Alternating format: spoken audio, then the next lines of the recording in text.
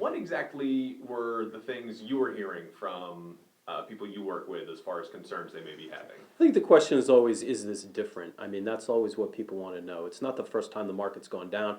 It's not the first time the market's gone down a lot. In fact, historically, it really doesn't even rank in the top 10 in terms of percentage drops. But people are always concerned about the headlines, and they want to know, is this time different than the other times I've seen that? And that's usually what the conversation focuses around. Okay, and what'd you tell them this time? It's always different, but it's not different. I mean, every traumatic event we've ever seen in the economy, and I wouldn't even say that coronavirus really ranks all that highly right now. I mean, time will tell. But you think back to some of the worst things that have happened in our nation's history, from the attacks on 9/11 to the financial crisis, and those are some of the more prominent ones. Even though those were all unique in their own respect, they're not unique in the sense that these things, it's a recurring pattern in history, and these traumatic historical events, the impact the stock market, sometimes it impacts it for a longer period of time than others, but there's really nothing new about that. So no, it's not really different in the end, I think.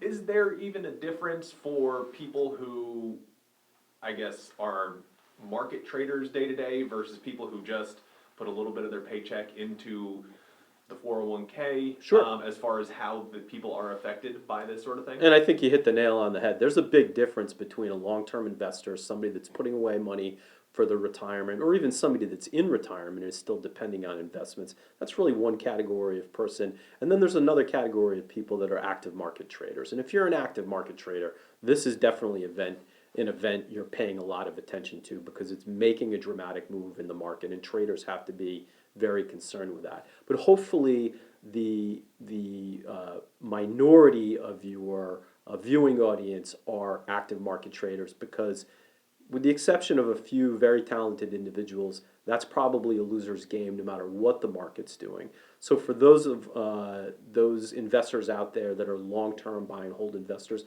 which should be the majority of people, that's exactly what they need to do. They need to sit tight and not get distracted by the headlines.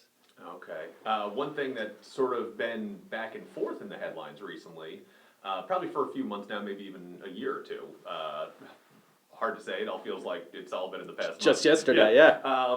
People have been kind of questioning, anytime we see a drop like this, is this what's going to flip the switch on a recession? You know, it's, hey, we've been doing so great for this long, a recession's not too far away. A recession's not too far away. Hey, you know, you never know when the downturn is coming. Sure. Is that a concern on your side, of little things like this could be the little thing that sparks the fire to? So I'd be the first person to say this could definitely be the trigger. I mean, we got close about a year ago. We saw an inverted yield curve, which is a trend in treasury bond prices versus long and short-term interest rates, which certainly seemed to be an indicator that we were heading toward recession. We stepped away from that line, and yield curves took back their normal appearance, essentially, of not being inverted. We're starting to go back to that, and the coronavirus issue is a big driver for that right now, with yields plunging. So, yeah, it could be a trigger. It could be an indicator that we're heading toward a recession. But the thing I would remind people is recessions are a normal part of a healthy economy. There's nothing unusual about a recession. In fact, what's unusual is going a long period of time without one, and we really haven't had a sustained economic downturn since 2008. So if this, in fact, is the trigger that pushes U.S. or global economies into recession, will I enjoy it? Will my clients enjoy it? Will investors enjoy it? No, but that doesn't make it unusual, and it also doesn't make it something that people should panic about. Touch on that. What should people be doing instead of panicking? Well, the first thing to do is make sure that the portfolio you have is the portfolio that makes sense. It's very easy for people like me to toss around advice, say, you know, sit tight, don't do anything crazy. But this presumes that you have a reasonable portfolio to begin with. If you're well diversified, if you've been careful in your selection of investments that you intend to hold over a long strategic time period, then those are the people that should sit tight. But if you weren't careful about your investments, if you bulked up on large cap growth stocks because they've done so well over the past several years, or you became really enamored with your company stock or something like that, now's the time to do a checkup on your portfolio and say, do I really have a portfolio that makes sense? And maybe I need to make some changes. So while buy and hold would certainly be my overriding advice, that presumes you did the right things to begin with, and that may not be the case for everybody. I guess the thing that is always the big problem with a lot of things is the unknown.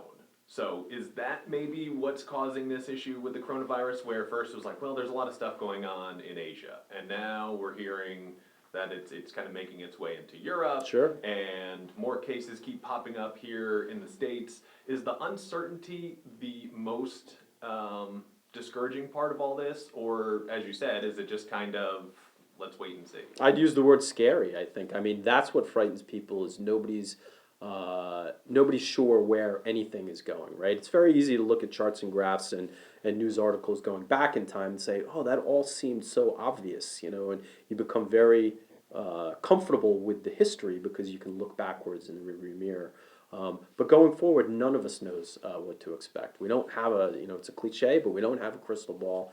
And so that uncertainty is frightening. And what we're depending on as investors is ultimately a fundamental optimism that economies are, over the long term, are going to continue to grow and continue to prosper. That's not to say there aren't going to be recessions and pullbacks and unexpected events like viruses and things like that. But that doesn't change the fundamentals of long-term expanding economies, and that's really what buy and hold investors are trying to take advantage of. So yeah, future's frightening. I got no explanation for that or no way around it, but you just got to bear with it.